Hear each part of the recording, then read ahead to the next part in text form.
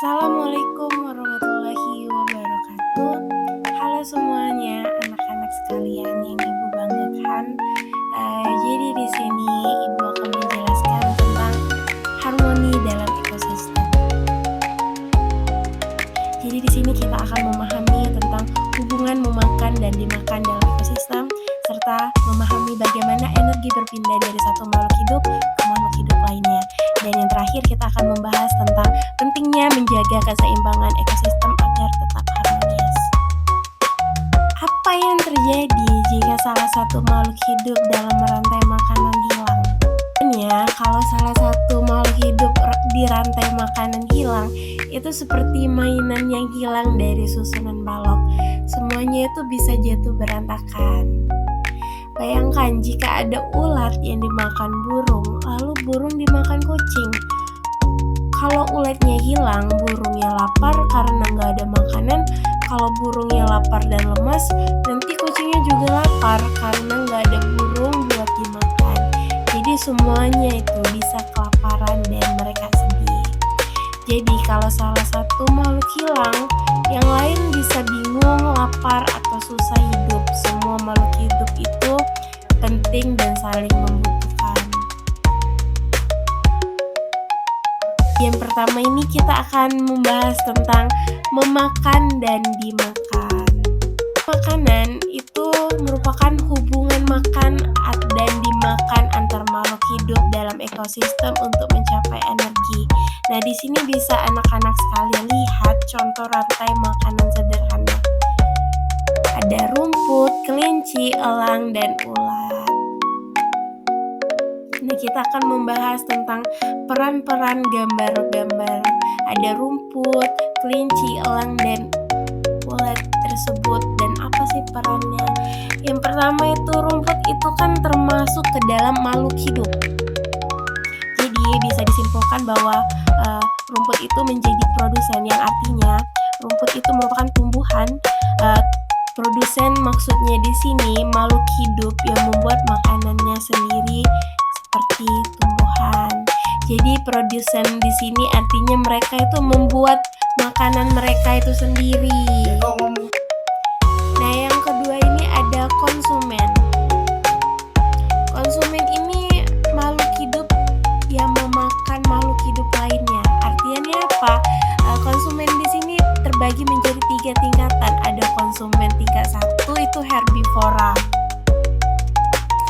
Nah, konsumen tingkat 2 ini karnivora. Sedangkan konsumen tingkat 3 ini ada karnivora puncak atau predator. Bisa dilihat ya, herbivora itu bisa dilihat konsumen tingkat 1 kelinci, dan konsumen tingkat 2 itu ular, dan konsumen tingkat 3 itu predator. Jadi kelinci yang dimakan ular dan ular yang dimakan oleh elang. Jadi elang di sini menjadi konsumen tingkat 3 karena tidak ada lagi yang bisa memakan elang gitu, teman-teman. Sampai sini paham tentang konsumen? Jadi ada tingkatan. Tingkat 1 itu herbivora. Nah, herbivora di sini dia memakan tumbuhan, bukan memakan pemakan tumbuhan.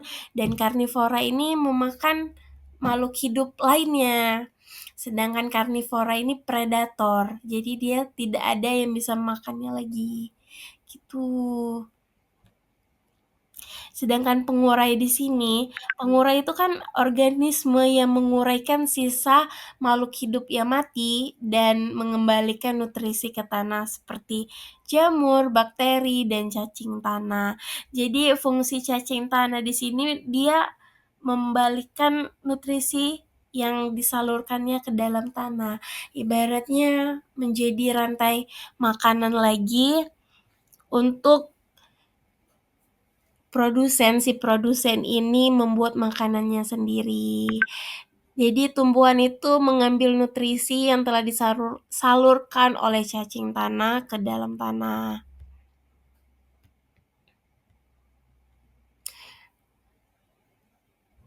Nah, adapun bagian yang kedua, transfer energi antar makhluk hidup. Maksudnya apa transfer energi dalam ekosistem ini? Nah, matahari itu kan menjadi sumber utama ekosistem. Artinya energi itu berasal dari matahari. Tumbuhan memanfaatkan energi matahari ini untuk apa? Untuk berfotosintesis dan menghasilkan makanan. Nah, adapun alur transformasi energi ini bisa dilihat ya anak-anak sekalian.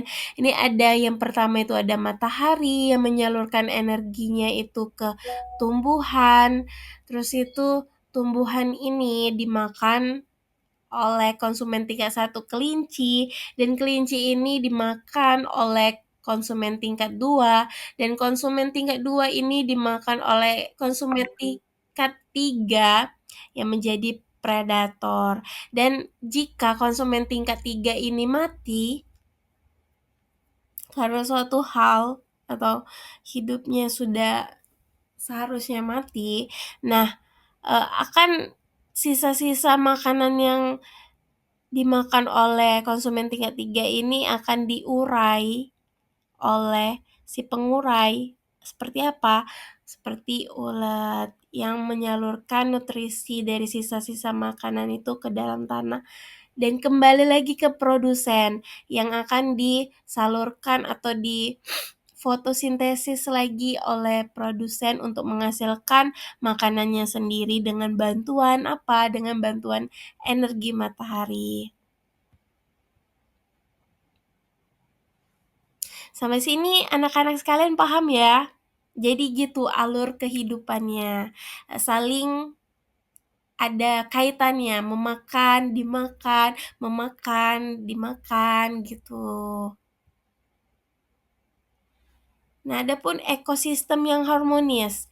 Nah, ekosistem yang harmonis di sini ekosistem yang setiap komponennya itu hidup dalam keseimbangan. Ada hewan, tumbuhan, dan lingkungan. Mereka ini hidup dalam keseimbangan. Artinya keseimbangan di sini terjaga. Nah, adapun dampak bila keseimbangan itu tidak seimbang atau ketidakseimbangan ekosistem. Tentunya ada penyebab dan akibatnya. Eh, apa sih penyebab ketidakseimbangan itu kok bisa terjadi? Yang pertama itu ada bencana alam seperti kebakaran hutan atau kekeringan. Ini bisa menjadi ketidakseimbangan ekosistem. Serta yang kedua itu ada kegiatan manusia. Seperti apa kegiatan manusia? Ada penebangan secara liar, polusi, dan pemburuan. Nah, ini yang dilakukan oleh manusia yang membuat ketidakseimbangan ekosistem. Akibatnya apa? Akibatnya itu berdampak pada berkurangnya sumber makanan dan menurunnya populasi spesies tertentu. Jadi bisa diartikan kenapa akibatnya ini berkurang sumber makanan. Karena seperti yang kita ketahui bahwasannya kita kan sebagian bisa mendapat makanan itu melalui rantai makanan nih. Rantai makanan yang diproduksi oleh produsen, konsumen, dan pengurai. Jadi kalau terjadi ketidakseimbangan di dalam rantai makanan tersebut, maka berkurangnya sumber makanan, maka kita tidak akan mendapatkan makanan tersebut jika terjadinya ketidakseimbangan. Perlunya menjaga ketidakseimbangan agar tetap seimbang. Gitu.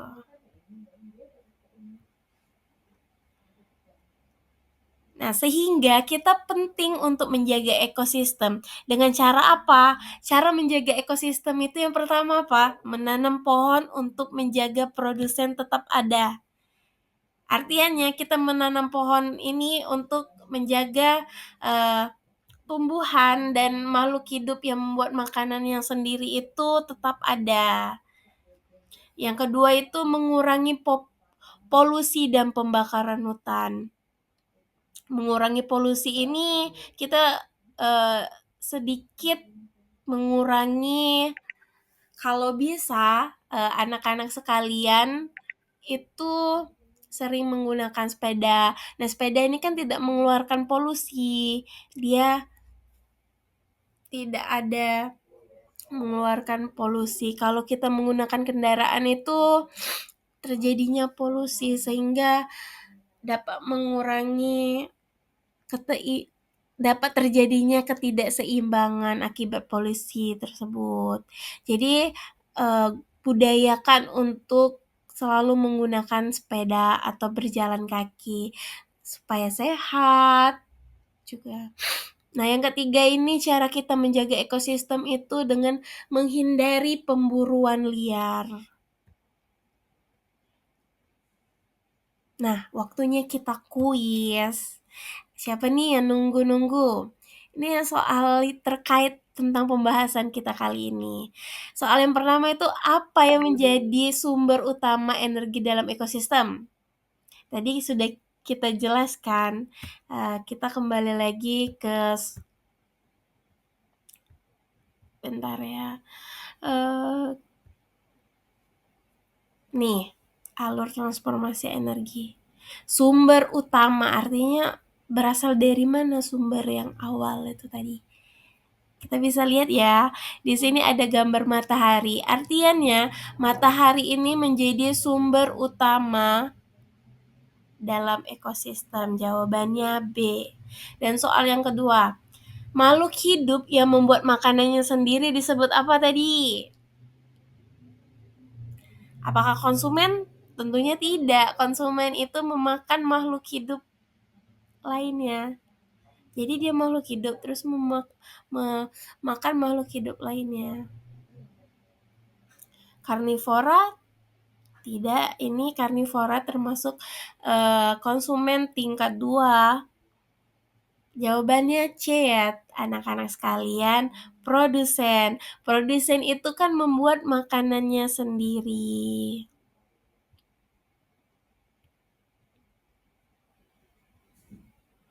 Kita selanjutnya ke soal yang ketiga. Hewan yang memakan tumbuhan termasuk dalam kategori hewan yang memakan tumbuhan termasuk dalam kategori. Jadi apa nih? Tentu jawabannya itu adalah konsumen tingkat 1. Jadi seperti kelinci tadi. Kalau konsumen tingkat 2 ini tadi kan ular. Konsumen tingkat 3 itu elang. Jadi kalau hewan yang memakan tumbuhan, jadi konsumen ini memakan produsen gitu. Kalau kita kembali lagi pada pembahasannya. Soal yang keempat nih, apa peran pengurai dalam ekosistem? Apa peran pengurai dalam ekosistem? Benar sekali. Peran pengurai dalam ekosistem itu adalah menguraikan sisa-sisa makhluk hidup yang mati. Nah, dia ini peran pengurai tadi kan seperti ulat nih. Ulat ini menguraikan sisa-sisa makhluk hidup yang mati itu dan membalikan nutrisi yang ada ke dalam tanah. Cacing tanah, ulat. Sama aja ya. Nah, soal yang terakhir nih. Apa yang terjadi jika salah satu makhluk hidup hilang dari rantai makanan? Jika makhluk hidup hilang, tentunya apa? Apakah ekosistem akan tetap seimbang? Tentu tidak seimbang. Apakah tidak ada perubahan yang terjadi? Tentu ada perubahan yang terjadi. Jika makhluk hidup hilang, itu akan terjadi ketidakseimbangan. Di dalam apa? Di dalam rantai makanan. Yang rantai makanan akan terputus. Benar ya, yang C. Jawabannya itu adalah rantai makanan akan terputus. Kenapa rantai makanan akan terputus? Ya, jika makhluk hidup hilang, maka rantai makanan akan terputus. Makhluk hidup hilang, kita ambil contoh kelinci aja nih yang hilang. Maka rantai makanan akan terputus. Jadinya produsen akan tidak bisa dimakan oleh konsumen tingkat 2 seperti ular tadi. jadinya rantai makanan akan terputus. Nah, kita kembali ke slide terakhir nih, terima kasih. Nah, mungkin itu saja yang bisa Ibu jelaskan kepada anak-anak sekalian. Semoga apa yang kita bahas kali ini bermanfaat dan bisa diterapkan di kehidupan kita kali ini. Untuk tetap apa? Tetap menjaga keseimbangan ekosistem agar rantai makanan ini tetap berjalan dengan seharusnya. Mungkin itu saja yang bisa Ibu jelaskan. Jika ada kekurangan kata, Ibu mohon maaf. Pada Allah Ibu mohon ampun. Ibu akhiri. Wassalamualaikum warahmatullahi wabarakatuh.